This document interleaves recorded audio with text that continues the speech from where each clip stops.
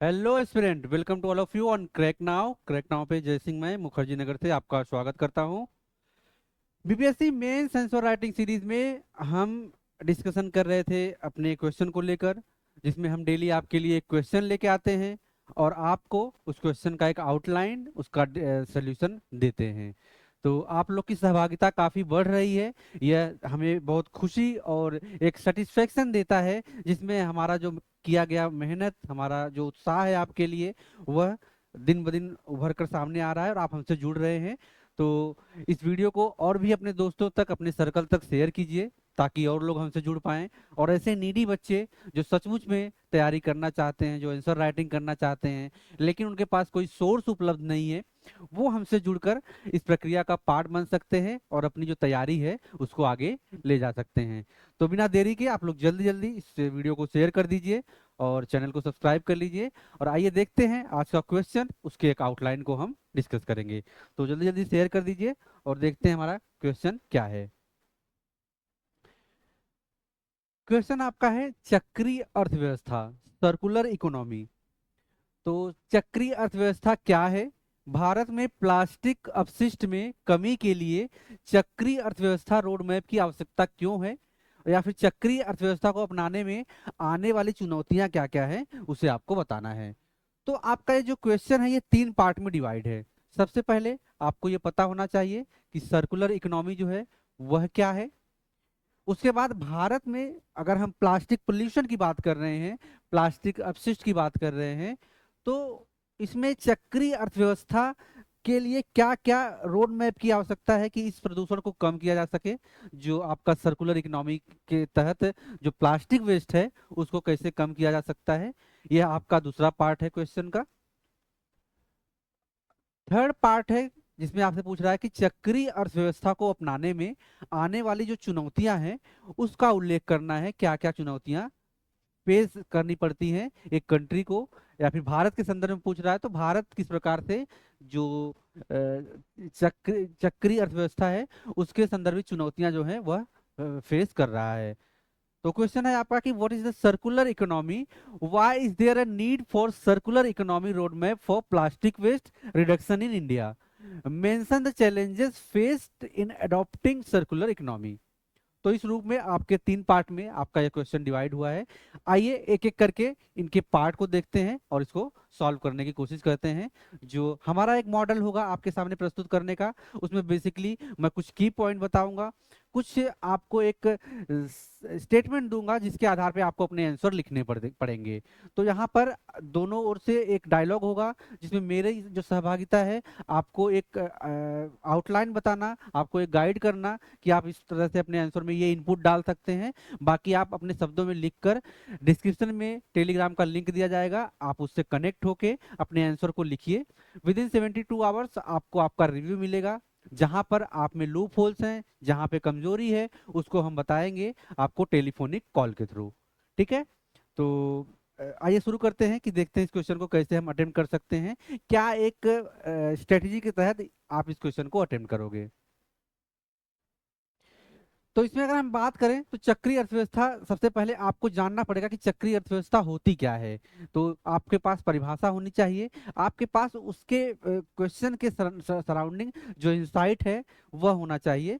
तो एक चक्रीय अर्थव्यवस्था एक आर्थिक प्रणाली है जिसमें जो वेस्ट होते हैं, जो पोल्यूशन होते हैं, उसको खत्म करने के लिए एक बंद लूप होल में संसाधनों के निरंतर प्रयोग में कमी, या फिर ऐसे संसाधन जिनका रिसाइकलिंग किया जा सके, जिनका रीयूज किया जा सके, ऐसे संसाधनों को बढ़ावा देना, इस रूप में हम जो अर्थव्यवस्था रन करती है उसी को कहते हैं रिसाइकिल या फिर साइक्लिक इकोनॉमी, सर्कुलर इकोनॉमी।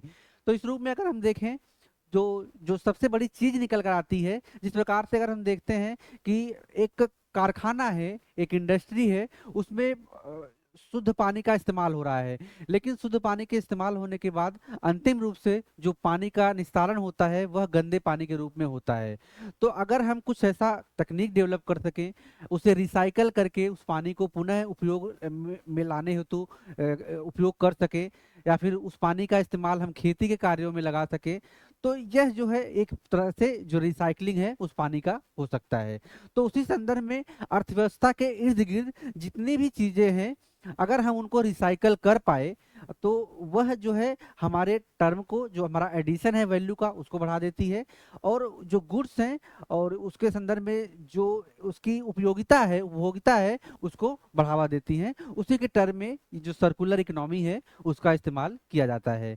तो इस जो ऐसे सामग्री होते हैं उनके उपयोग में कमी लाना, उनको पुनः जनन करना, पुनर्चक्रण करना और उनके जो जीवन चक्र है उनका विस्तार करना, यह आपके सर्कुलर इकोनॉमी के अंतर्गत आती है। तो सीधे शब्द में अगर हम कहें तो सर्कुलर इकोनॉमी ऐसे जो वेस्ट होते हैं, कचरे होते हैं, उनका इस रूप में उपयोग किया जाना कि पुनः उनको रीयूज में लाया जा सके, पुनः उनके जो एक चक्रण होता है पुनः उनका उपयोग किया जा सके, तो वह आपका जो कहलाता है चक्रीय अर्थव्यवस्था का पार्ट होता है। अब इसका ये आपका जो है पहला पार्ट था, जो कि अगर ये 400 वर्ड में आपको लिखना है तो नियर अबाउट आपके 75 वर्ड में एक डेफिनेशन हो जाएगी। उसके इर्द गिर्द क्या क्या चीजें आती हैं आपके डेफिनेशन के अंतर्गत आ जाएंगे। तो आपका जो एक पार्ट है वह कंप्लीट हो गया इस क्वेश्चन का। दूसरा है, भारत में प्लास्टिक अपशिष्ट में कमी के लिए चक्री जो अर्थव्यवस्था है उसके रोड मैप के बारे में बताना है, क्यों आवश्यकता है उस रोड मैप की। तो आवश्यकता इस रूप में है कि भारत में पर्यावरणीय चिंताएं काफी बढ़ रही हैं। आप देखेंगे कि विभिन्न प्रकार के जो प्रदूषण हैं, चाहे हम प्लास्टिक के संदर्भ में देखें या फिर, चूंकि क्वेश्चन का रेफरेंस आपका प्लास्टिक पूछा गया है, तो आपको ज्यादा जोर अपने आंसर में प्लास्टिक पोल्यूशन को, प्लास्टिक वेस्ट को ज्यादा तवज्जो देनी है। इसके अलावा अन्य प्रदूषण भी हैं जिनको आप कम वेटेज देते हुए उसमें मेंशन कर सकते हैं, लेकिन आपको प्लास्टिक वेस्ट को ज्यादा इंपॉर्टेंस देना पड़ेगा। तो उससे जो माइक्रो प्लास्टिक्स निकलते हैं, जो भी इनसे वन्य जीवों को नुकसान होता है, और ऐसे समुद्र में जब इनका निस्तारण किया जाता है तो उसी रूप में जो समुद्री जीव जंतु हैं उनका सेवन करते हैं और वह जो होता है उन्हें एक उनके लिए हानिकारक होता है। तो इस रूप में पर्यावरणीय जो ह्रास होता है वह भी प्लास्टिक प्रदूषण के कारण, या हम कहें कि रिसाइकल ना हो पाने के कारण, यह जो गंभीरता है वह बढ़ जाती है। तो पहली समस्या जो है आपकी वह है, इसलिए आवश्यक है कि पर्यावरणीय चिंताएं भारत के संदर्भ में काफी विस्तृत हैं। दूसरी अगर हम बात करें कि क्यों आवश्यकता है इस सर्कुलर इकोनॉमी की, तो संसाधनों के संरक्षण को लेकर जो भारत की भूमिका है वह जरूरी है, जिसमें प्लास्टिक सीमित जीवाश्म ईंधन संसाधनों से प्राप्त होता है। उनके अकुशल निपटान से संसाधन की बर्बादी होती है। अगर हम प्लास्टिक का एक नियमित तौर पर, रेगुलर तौर पर निस्तारण नहीं करेंगे तो इससे इससे संदर्भ में जो एक संसाधन होता है, यह रिसोर्स की बर्बादी होती है। प्लास्टिक के लिए सर्कुलर इकोनॉमी सिद्धांतों को अपनाने से अगर हम बात करें तो जो रिसोर्स दक्षता है, संसाधन दक्षता, जिसे हम कहते हैं कि रिसोर्स ड्यूरेबिलिटी, वह बढ़ती है। और इसके संदर्भ में इसकी जो एक लॉन्गिटिविटी होती है, दूर तक यूज करने की क्षमता होती है, वह बढ़ती है। इसके अलावा हम बात करें तो अपशिष्ट प्रबंधन में जरूरी होता है कि जो अपर्याप्त अपशिष्ट संग्रहण है, जैसे रिसाइकलिंग बुनियादी ढांचे, अनौपचारिक रिसाइकलिंग प्रथाओं और नागरिक के बीच जो है उचित अपशिष्ट निपटान जो होता है उसके बारे में जानकारी का अभाव होने से यह जो एक खतरा होता है अपशिष्ट को बढ़ने का, खास करके प्लास्टिक वेस्ट को बढ़ने का, वह ज्यादा हानिकारक हो जाता है। आए दिन आप देखते होंगे कि विभिन्न प्रकार के आपका जो जीवन है वह प्लास्टिक से घिरा पड़ा हुआ है, बिना उसके संकल्पना नहीं की जा सकती। लेकिन प्लास्टिक को अगर हम देखें तो यह एक नॉन बायोडिग्रेडेबल वस्तु है जो एक लंबे समय तक पर्यावरण में बनी रहती है। तो अगर इसका ह्रास नहीं हो रहा है, इसका डिग्रेडेशन नहीं हो रहा है, तो यह जो है उसी रूप में बनी रहती है और इसका एक ढेर सा लगता चला जाता है, जो कि एक पहाड़ टाइप का, प्लास्टिक पहाड़ की निर्मित होती है कचरे के रूप में। तो यह एक संभावना बढ़ जाती है।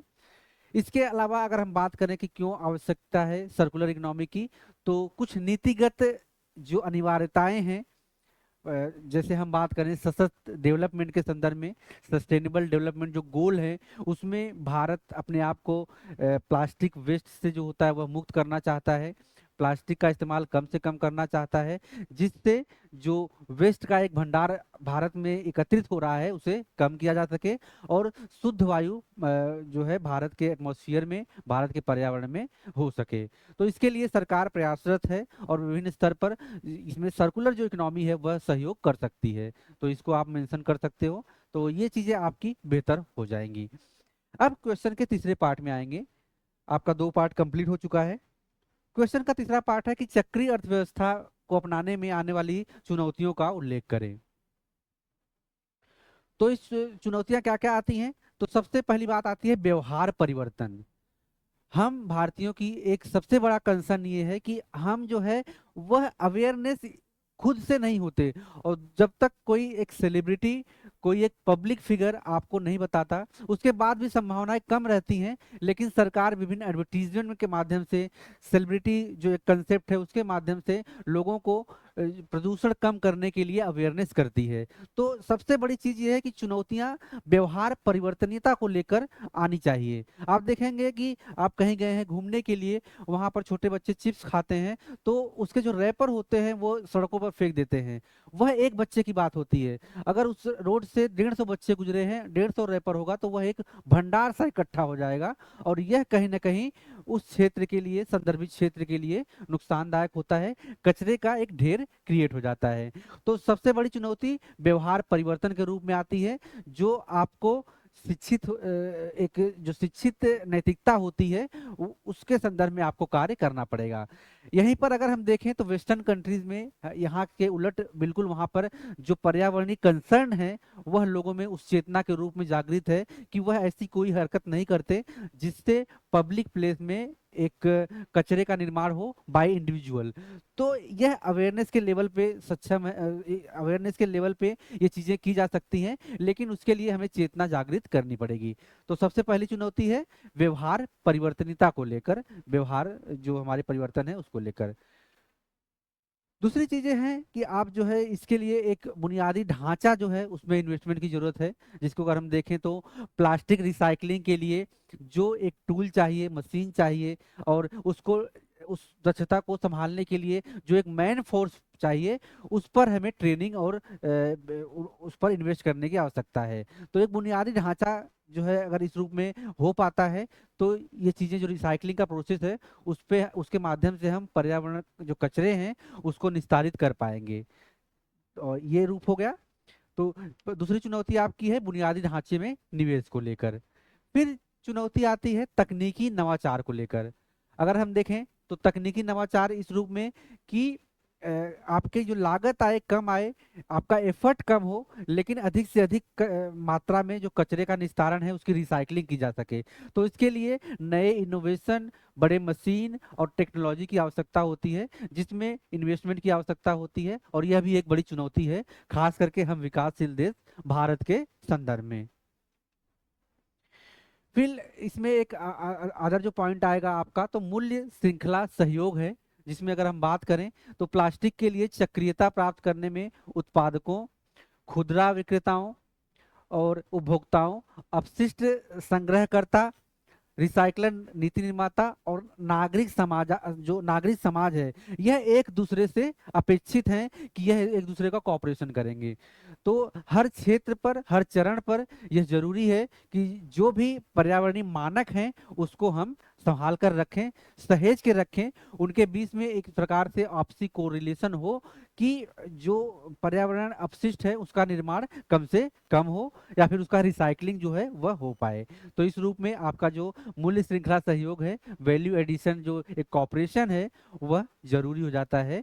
तो यह भी एक चुनौती के रूप में आता है, क्योंकि यही एक कॉपरेशन नहीं है, इसीलिए ये समस्याएं ज्यादा देखने को मिलती हैं। फिर विभिन्न प्रकार के जो कानूनी नियम है, वह कानूनी नियम स्पष्ट होने चाहिए, और उसका एक जो सहयोग है, उसकी जो भूमिका है वह विस्तृत होनी चाहिए। सभी लोगों तक सक्षम तरीके से उसकी पहुंच होनी चाहिए, और लोगों के लिए एक अंडरस्टूड जो बातें हैं वह उसमें नीति में बताई जानी चाहिए, पॉलिसीज में बताई जानी चाहिए। तो ये जो हमने 3 पार्ट में अपने क्वेश्चन को तोड़ा था, उसका एक बेसिक मोटा मोटी आउटलाइन था जिसपे हमने डिस्कशन किया। अब इसमें आता है आपका कंक्लूजन। लास्ट में आप जब इस आंसर को कंक्लूड करोगे तो जो चीजें आप ऐड करोगे, तो इन चुनौतियों से निपटने के लिए एक मल्टी अप्रोच डायमेंशन की आवश्यकता होती है। किसी एक व्यक्ति की बस की बात नहीं है कि वह संपूर्ण पृथ्वी के कचरे को निस्तारित कर पाए, उसको समाप्त कर पाए। तो उस संदर्भ में अगर हम देखें तो एक मल्टी डायमेंशनल अप्रोच की आवश्यकता है, जिसमें सभी को सहयोग करना होगा, सभी की भूमिका अपेक्षित है इस कचरे को समाप्त करने को लेकर, ताकि जो हमारी चक्रीय अर्थव्यवस्था का कंसेप्ट है वह सुचारू रूप से लंबे समय तक चल पाए। जो सतत डेवलपमेंट की भावना है, जो सतत डेवलपमेंट का गोल है, वह इस रूप में आगे बढ़ पाए। तो मल्टी डायमेंशन अप्रोच की आवश्यकता है। नवाचार पारिस्थितिकी तंत्र, ऐसे इनोवेशन होने चाहिए ताकि जो लागत है वह कम आए और अधिक से अधिक कचरे का निस्तारण हो सके। निवेश को निवेश प्रोत्साहन नीति होनी चाहिए ताकि सरकार को भी उसका एक आउटपुट मिले और वह इन माध्यमों में निवेश करने के लिए आगे आए। और सार्वजनिक जागरूकता की आवश्यकता है इस संदर्भ में। तो जो चीजें हमारे लिए चुनौतियां थी, अगर उसी को हम कन्वर्ट कर देते हैं पॉसिबिलिटीज में कि इसके माध्यम से हम सुधार कर सकते हैं, तो यही हमारा कंक्लूजन होता है। कंक्लूजन आपके आंसर में वर्तमान की जो समस्याएं हैं, वर्तमान की जो बातें हैं, उसको मेंशन करते हुए एक फ्यूचर विजन होना चाहिए कि क्या संभावनाएं आप कर सकते हो उसको जो है कम करने के लिए या फिर समस्याओं को दूर करने के लिए। तो ये था हमारा आज का क्वेश्चन और हमने उसका एक आउटलाइन देखा। ये आपका जो YouTube पे क्वेश्चन मिलता है ये फ्री ऑफ कॉस्ट है, यह आप अपने तरफ से लिखिए इस क्वेश्चन को, हमें डिस्क्रिप्शन में दिए गए लिंक पर शेयर कीजिए टेलीग्राम चैनल को ज्वाइन करके। आपको विदिन 72 आवर्स आपको आपका रिव्यू मिलेगा। और हाँ, जो भी आप में कमियां होंगी, जहाँ पे लिखने के तरीके में गलती होगी, आप जो है हम उससे डिस्कस करेंगे। और जो हम क्वेश्चन डिस्कस करते हैं उसके लिए आपके भी जो आंसर है वह ओपन एंडेड है, आप अपने सजेशन हमें दे सकते हो। अगर आपके पॉइंट अच्छे हैं तो हम उसको जरूर अपने आंसर में इंक्लूड करेंगे। इसके अलावा आप जो है हमसे जुड़िए और इस चैनल को शेयर कीजिए, सब्सक्राइब कीजिए, ताकि हमारा क्रैक नाउ का परिवार बड़ा हो सके। किसी भी जानकारी के लिए आप जो है इस दिए गए नंबर पर 9718901301 इस नंबर पे कॉल कर सकते हैं, व्हाट्सएप कर सकते हैं, हमारी टीम आपको रिस्पॉन्स करेगी। हमारी दो सीरीज, एक जो है 949 रुपीज, जिसमें मेंस की आंसर राइटिंग है, ये मेंस आंसर राइटिंग। इस सीरीज में आप जो है अपनी तरफ से कोई भी दो क्वेश्चन लिखिए, उसे हमें लिखकर भेजिए और हम आपको उसका रिव्यू देंगे। रिव्यू आपका वीडियो कॉल पे होता है और आपको चीज़ें कहाँ पे गलत हो रही हैं, कहाँ पे आपको किस तरह से सुधार करना चाहिए, इस पे हम डिस्कशन करते हैं। तो यह 949 रुपीज़ का आपका यह जो है प्रोग्राम है। 2 मंथ की इसमें वैलिडिटी है। इसका मतलब ये है कि आप प्रतिदिन 2 क्वेश्चन 2 मंथ तक लगभग आप जो है 120 क्वेश्चन के आसपास अपनी प्रैक्टिस कर पाएंगे इस प्रोग्राम के अंतर्गत। तो ये 949 रुपीज़ का है। इसके अलावा हमारी टेस्ट सीरीज भी होती है बीपीएससी के लिए, जिसमें हम पूरे सिलेबस को कवर करते हैं टेस्ट सीरीज के माध्यम से। तो इसके बारे में जानकारी के लिए आप दिए गए नंबर पर कॉल कर सकते हैं और हमारी टीम आपको सपोर्ट करेगी। तो बच्चों, पढ़ते रहिए, व्यस्त रहिए। आपसे मिलते हैं नए क्लास में नए क्वेश्चन के साथ। तब तक के लिए हैव अ ग्रेट डे। जय हिंद।